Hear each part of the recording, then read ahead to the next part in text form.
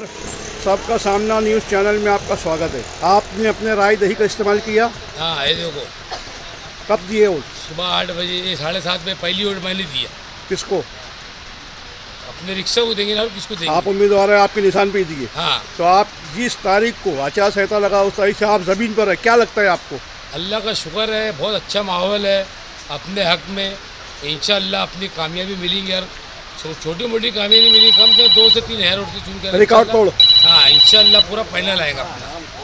तो आपको ऐसा लगता है कि MIM और इस्लाम पार्टी में जो कट्टर की मुकाबला है, कट्टर का है क्या? नहीं, टक्कर टकराव का है? मुकाबला नहीं, वन साइड है इंशाअल्लाह। हमारा पूरा फाइनल वन साइड निकलेगा। और कल सुनने में आया है कि एक उम्मीदवार पे गाड़ी पर हमला भी हुआ है, तो कहीं ना कहीं अपने हमारे वार्ड में नहीं हुआ। वो लोग झूठ बोल रहे हैं। MIM के जो विशाल है ना, वो झूठ बोल रहे हैं। उन्होंने खुद तोड़ फोड़ करे और बोल रहे कि भाई यानी खुद ही करके राजकारण कर रहे हैं। हाँ, खुद करके राजकारण कर रहे हो लोग, ऐसा है। आप मुतमईन हैं पूरा फाइनल एकदम आएगा? मुतमईन है, इंशाअल्लाह पूरा फाइनल आएगा हमारा। इस्लाम पार्टी के महापौर बनाने में आपकी भूमिका रहेगी? इंशाअल्लाह।